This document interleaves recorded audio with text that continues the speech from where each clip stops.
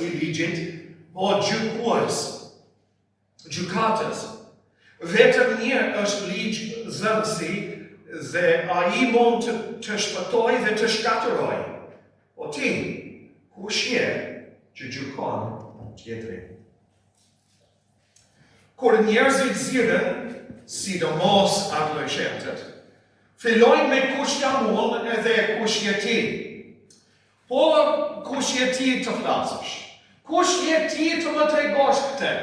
Kush je ti të më bësh ashtu? Gjithmonë pyetja është, kush je ti? Dhe Jakobi këtu po na thot, po ti, kush je ti? Në mes të zënkëve dhe përçarjeve në kishat e para, Jakobi pyet, kush mendojnë se janë? Në njëherë është pak e vështirë që të kuptojnë logjikën e Jakobit. Ai duket sikur hidhet andej këtej si një kakalec, sikur nuk ka një lidhje të qartë midis temave që Jakobi është duke trajtuar. Por sfondi i pasazhit tonë janë përleshjet dhe lufturat që po ndodhin në kishat e hershme. Në kapitulli 3, vargjet 13-18, ai thot që shkaku i përçarjeve është fakti që janë të mbushur me urtësi njerëzore dhe jo me urtësi hyjnore. Pastaj, kapitulli 4, vargjet 1-10, po thot që dëshirët e tyre mëkatare janë ato që po shkaktojnë grindjet. Janë izbit e tyre, janë dëshirët të këqija, lakmit e tyre, që po shkaktojnë përçarje. I ligu patjetër që shpërtëzon këto gjërat për të sjellë më shumë rëmuj. Po këtu po thot, se është krenaria e tyre që bën ata të ziren. Në fakt, ai do të trajtoj krenari si temë më gjerë në kapitulli 5, në 2 paragrafet e parë. Po këtu, ai e lidh problemin e krenaris me përçarjet. Dhe thot, ajo që neve në ndan është krenaria jonë personale. Dini ne dy gjëra këtu. Së pari, çfarë e shkakton debatet? Janë dy mëkate në vargun 11 që Jakobi e veçon si burim debatesh. Të flasim keq për njëri tjetrin dhe të gjykojmë njëri tjetrin. Në çfarë kuptim të flasim keq për njëri tjetrin? Ai përdor një fjalë katallaleo, e cila mund të ndahet në 2 pjesë. Kata, poshtë apo kundër, laleo, që do të thotë ti flasësh. Kemi 2 shembuj në letrat e Pjetrit, kur Pjetri është duke folur për njerëzit që janë duke folur keq për besimtarët. Një Pjetri 2:12 ai thotë, që jo besimtarët ju përflasin si keqbërës. 2 Pjetri 3:16 flet për të paditurit që e shtrembërojnë fjalët e palit në letrat e tij. Kjo fjalë do të thotë të paditesh, të akuzosh, të bësh llafe, të flasësh kundër një njeriu.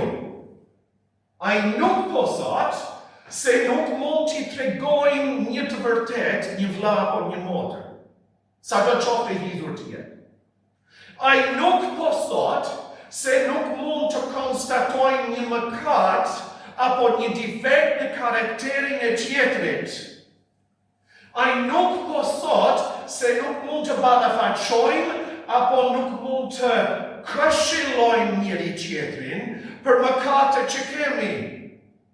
Në fakt, kjo është një vepër dashurie kur bëhet siç duhet. Mendoni pak, Hebrejt 3:14. Thot që duhet të nxisim njëri tjetrin deri sa quhet sot, pse? Që të mos ngurtësohen zemrat tona nga mëkati. Rreziku i zemrës sonë është që të ngurtësohet për shkak të mëkatit. Prandaj është gjë e dashur që të vënë në dukje vllajt apo motrës problemet mëkate që ka. Nuk është një ndërhyrje pa vend. Nuk është që s'ka të drejtë besimtari me besimtar të flasi hapur për një mëkat apo një tjetër. Jo na duhet. Sepse nëse nuk flasim për mëkatet tona, atëherë çfarë ndodh? Mëkati na mështron, na ngurtëson dhe na bën që të jemi rezistent ndaj vullnetit të Zotit. Ai po thot, mos e surmo tjetrin, mos fol keq për tjetrin lart e poshtë, mos e shpif emrin e mirë të tjetrit, mos hidh ballë të mbi tjetrin. Nëse ti shikon një mëkat në jetën e vllajt, shko dhe fol. Nëse ka probleme dhe pasojë për atë dhe për kishën, por mos e boto në gazet, mos fol keq lart e poshtë. A është e folur e jote për vëllezërit e motrat e pëlqyer në sy të Perëndisë? A është e folur e jonë duke shkelur këtë udhërim të Perëndisë? Apo mbullojmë mëkatin ton duke thënë që ja thjesht po bëni konstatimum, apo po ndaj për lutje për ju, apo thjesht po nxjerri natin tim. Fjalët që nxjerrin nga goja kanë pasojat. Se Zoti do na trajtojë sipas fjalave tona. Pa thot, grindjet dhe përçarjet fillon jo vetëm nga fjalët e këqij që mund të themi për njëri tjetrin, po edhe kur e gjykojmë njëri tjetrin. Është mallkimi i kishës moderne që njerëzit kanë keq kuptuar dhe keq përdorur fjalët e Jezusit në Mateo 7 dhe vargu 1. Mos gjykoni që të mos gjykoheni. Ti vjen të korrigjosh dikush dhe thon, mos më gjykoti. Aha, se Jezusi ka thënë, mos gjykoni që të mos gjykoheni. Dhe shpeshherë njerëzit mbrojnë vetën dhe thonë, ja nuk mund të flasësh me mua, sepse po më gjykon mua. Po pa kuptuar që do thot të gjykosh tjetrin. Të gjykosh nuk do të thot të kesh dalim për njerëzit. Për shembull, Jezusi duke folur në Mateo kapitulli 5, flet për profetët të rem dhe thot, nga frytet e tyre do të njohësh. Pra, kur dëgjojnë fjalën apo shikojnë diçka në internet apo lexojnë një libër të krishterë, duhet përdorur dalim. Duhet të peshojnë jo vetëm fjalët që thuhen, po edhe mësuese që dalin. Sepse përndryshe mund të gënjehemi prej tyre. Pra, të përdorësh dalimin tënd për njerëzit, nuk është ta gjykosh ata në mënyrë negative. Të gjykosh nuk do të thotë të mos trajtosh mëkatin. Nuk është që duhet t'i fshim poshtë tapetit mëkatin në kish. 1 Korintësit 5:12. A nuk I gjykoni ju të brendshmit? Vargu 13, nxjerrni nga mesi juaj kush të ligun. Ka momente në jetën e kishës që duhet të përdorim një gjykim. Për atë që mësojnë fjalën, për atë që janë në mëkat. Dhe nuk do të thotë gjithashtu që nuk duhet të çortojmë njëri tjetrin. Mendo pak për Paulin në Galatës 2, kur ai e qortoi publikisht Pietrin. Pse? Sepse nuk po hante me jo besim, jo hebrejt. Dhe kishte një kërcënim serioz për Ungjilin. Pse? Sepse Ungjili thot që të gjithë ata që besojnë te Krishti janë pjesë e popullit të tij. Ungjili thot që tani misteri i Paradisës që hebrejt dhe jo hebrejt janë një në Krishtin Jezus. Kur Pietri nuk pranoi të haj me jo hebrejt, po më honte Ungjilin po me veprat e tij, jo me fjalët. Pra kishte nevojë për një ndërhyrje, një qortim që edhe Pietri të shëndoshej, po edhe që Ungjili të ishte mbrojtur. Dhe që kisha të ishte mbrojtur. Pra gjykim nuk është të dalosh, apo të trajtosh mëkatin, apo të qortosh mëkatin. Të gjykosh do të thot të dënosh. Fjala që Jezus i përdor në Mateo 7 do thot ose të dalosh, ose të dënosh. Dhe normalisht në sensin negativ do të thot të dënosh tjetrin. Tani që do thot praktikisht të gjykojnë njëri tjetrin? Është i përdorim një standard të dyfisht. Kur ne përdorim një standard për vetët tona dhe një standard për të tjerët, atëherë po i gjykojmë. Mateo 7:2. Sepse me atë gjykim me të cilën gjykoni, do të gjykoheni. Neve duhet të na zëmendë nga ky varg. Mënyrën se si unë gjykoj vllahun apo motrën, është mënyrën se si Zoti do të më gjykoj ditën e fundit. A ka mund një standard të dyfisht, që thot, nga të tjerët i pres këtë, kurse për veten më poshtë, më pak. Është jesh i drejtë në sytë e kjo. Është të heqësh lëmishtën nga syri vllajt dhe të injorosh trarin që është tek syri yt. Është të thuash me fariseun, më falë, me fariseun në shëmbëtyrën e tagramblesit dhe fariseut. Zot të falenderoj që nuk jam si këta mëkatarë të tjerë, sidomos ky tagrambletës. Të gjykosh është të jesh i ashpër apo i pamëshirshëm me tjetrin. Mateo 5:7. Luma ata që janë të mëshirshëm, sepse do të gjejnë mëshirë. Është të gjykosh është edhe të konstatosh pa pasur të gjitha të dhënat. Kur ne nuk dim anën tjetër të medaljes, kur nuk dim të gjitha të dhënat, dhe bëjmë një gjykim apo një konstatim, është mëkat.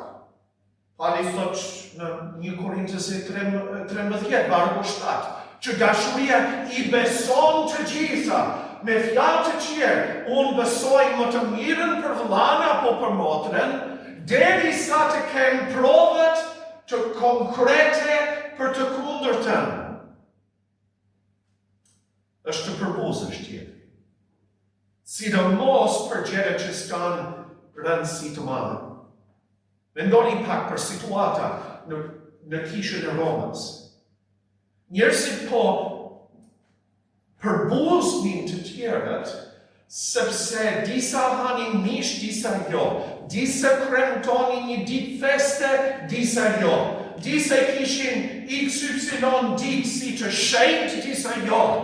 Dhe këta në të dyja palët po i përçmonin njëri tjetrin. E pali thot, Romakët 14:10, po ti pse gjukon vëllan tënd, ose edhe ti pse përboz vëllan tënd. Vi të gjitha, të gjukosh, është të harosh se kush je. është të silesh si gjukatës me një tjetrin. është të dënosh me mendjet, me zemrën, me fjalët të tua tjetrin. Pali vazhdon në Romakët 14:10. Sepse ne të gjithë do paraqitemi përpara fronit të gjukatës së Krishtit. Apo gjukon dikush në kishë? Sipas përkufizimit biblik, ardje duke gjukuar të tjerët. Sepse me gjukimin që bën ti, do gjukohesh. Jo vetëm kaq, po nëse flasim keq për njëri tjetrin, nëse gjukojnë njëri tjetrit, jemi duke shkaktuar jo vetëm grindjet apo përçarjet, po do humbasim bekimin e Zotit. Ku qëndron bekimi i Zotit? Ja sa i mirë dhe e kënaqshme kur vëllezërit rinë në harmoni. Sepse atëherë, thot ai, Zoti sjell bekim të plot jetën përgjithmonë, por kur ne jemi të përçarë, humbasim bekimin e Perëndisë si kish dhe humbasim dëshminë tonë si kish, kush do të donte të vinte në një kish ku ka përleshjet, debatet. Kush jo besimtar do vi? Që kisha të rritet pra, ne si individ duhet të heqim e folura keq dhe gjykim ndaj njëri tjetrit. Për bekimin ton, për dëshminë e Ungjillit dhe për hir të kishës ne duhet të heqim këto mëkate. Por së dyti, vini re, përse nuk duhet të bëjmë këto mëkatet?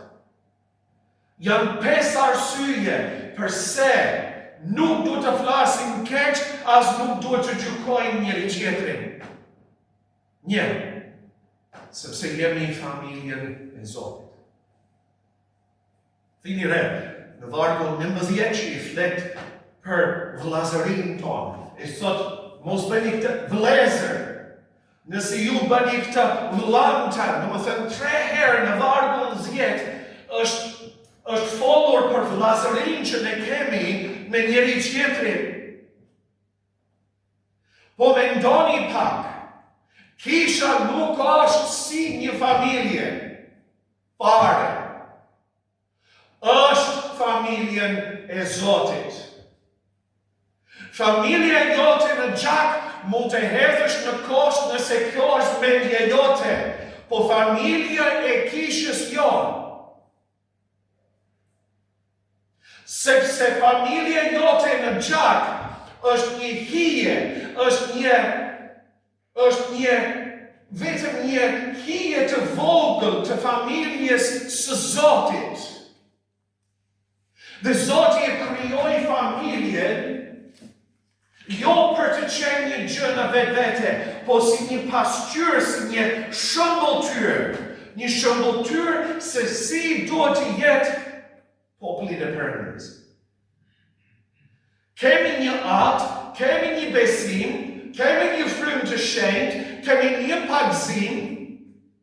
Ajo që na lidh nuk është gjaku, as nuk është interesi apo shoqëria apo miqësia, ajo që na lidh së bashku është Krishti.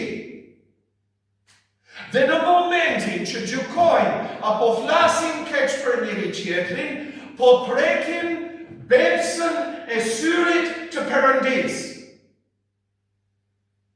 Më shumë se kaq, po kundërvijemi Perëndisë. Kish është familja e Zotit, po mendoni pak Efesianët kapitulli 5. Për këvdiq Krishti, kishën e shëjtëroj, e lau me fjallën e tij thot Paulli. Krishti vdiq për kishën, kur ne gjykojmë njëri tjetrin, ne flasim keq për njëri tjetrin, çfarë po bëjmë? Po shkelim mbi gjakun e derdhur nga Krishti Jezus. Po më shumë se kaq. I thot që nëse gjykojmë apo flasim keq për njëri tjetrin, po vendosim veten mbi ligjin e Zotit. Thot në vargun 11. Që ai që flet kundër vllajta, gjykon vllain e tij, flet kundër ligjit dhe gjykon ligjin. Me dy fjalë, ai që përbuz vllain apo flet keq për të, po vendos veten mbi ligjin. Po thot, ligji i Zotit nuk është edhe aq mirë, se ata e di unë. E di unë më mirë se sa Zoti. Ai që kryen këto mëkatet është duke thënë, ligji i Zotit kotër sepse unë e di më mirë.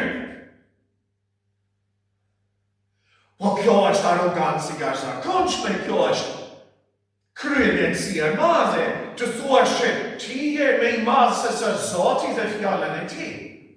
Në momentin që unë nuk zbatoj një pikë të fjalës së Zotit, unë jam duke thënë efektivisht në veprat të mia, unë e di më mirë se Zoti.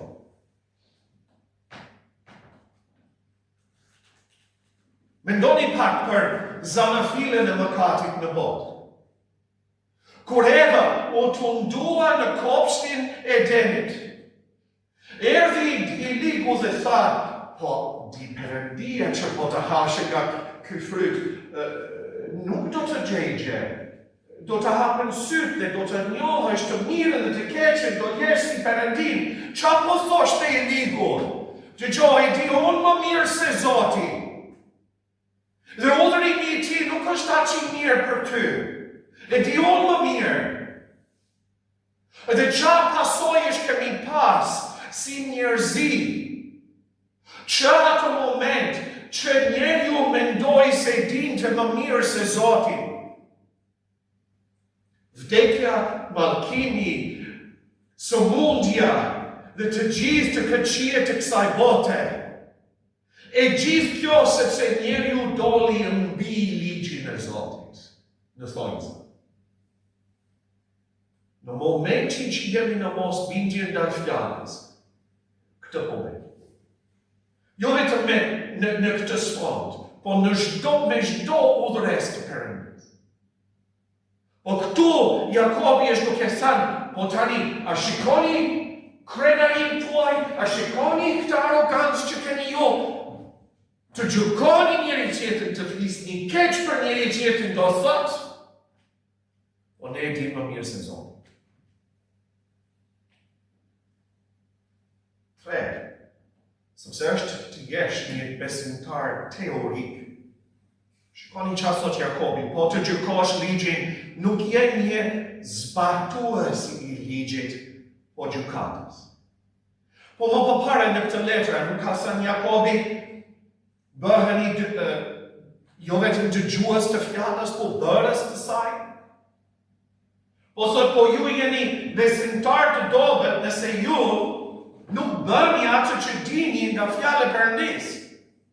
Po nuk ka thënë Jakobi në kapitulli 2, që besimi pa veprat është i vdekur?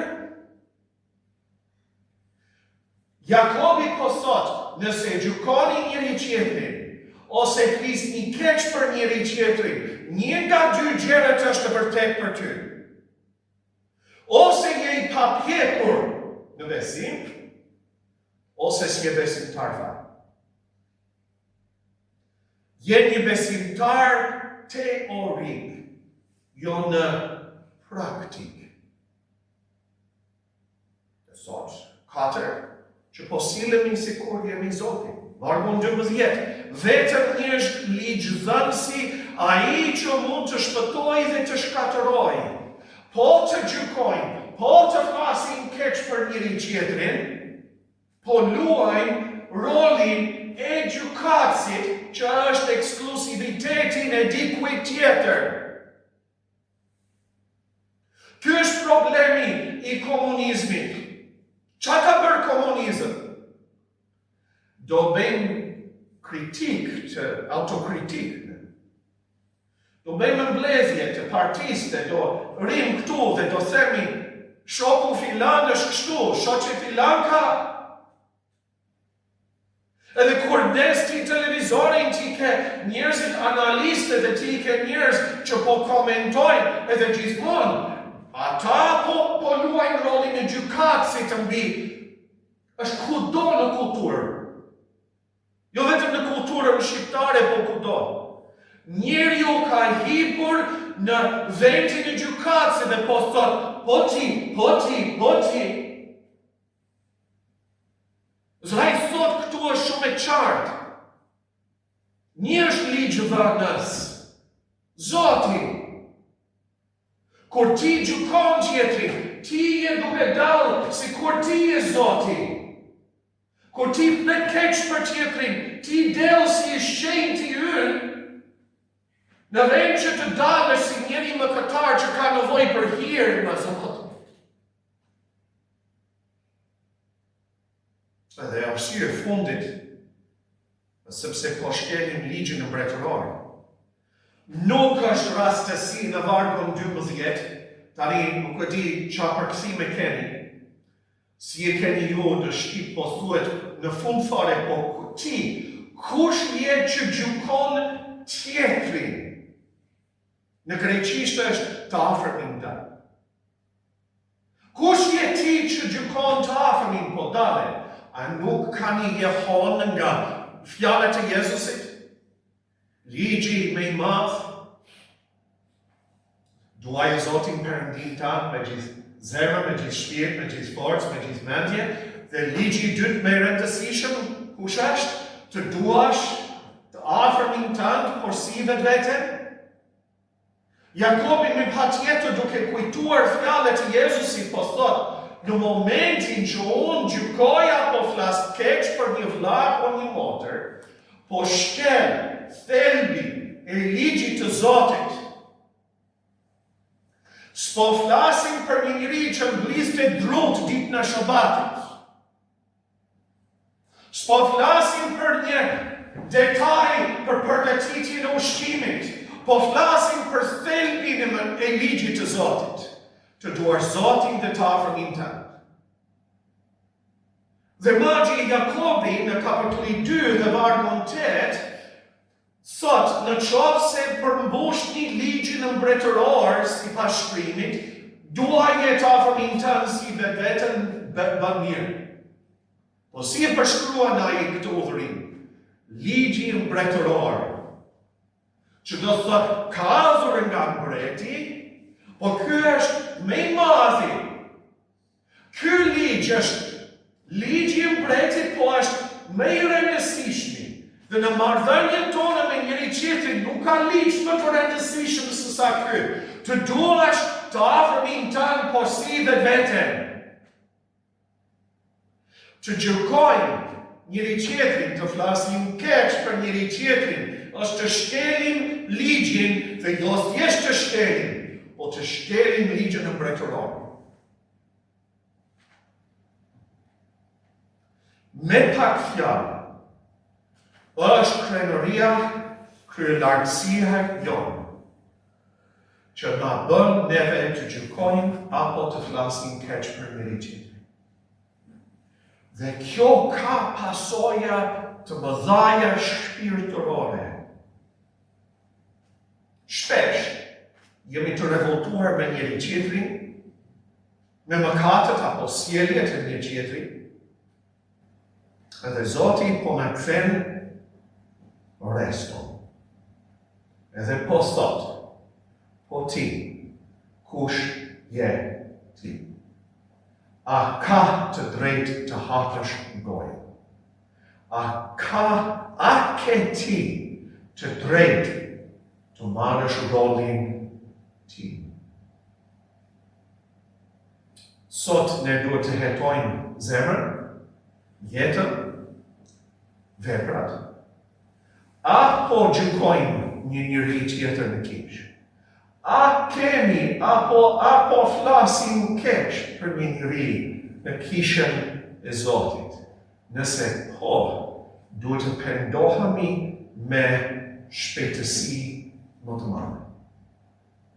Sepse krenaria në dhënë neve në kundërshtim me Zotin. Pjetri duke cituar fjallën e Perëndisë në Beslizin e vjetër do të thotë që Perëndia i kundërvihet të krenarëve, po u jep hir të përruarve. Nevoja se cilit prej nesh, si njerëz mëkatar, a nuk është për hir? A nuk është për mëshirë? O atë hir dhe mëshirë që neve nga duhet t'i tregojmë njëri tjetrit.